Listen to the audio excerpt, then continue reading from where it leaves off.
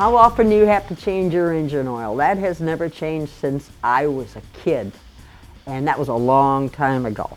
And it is 3 months, 3,000 miles, whether you have synthetic oil or not, because the property of the oil is not the same as it was back in the 40s and 50s.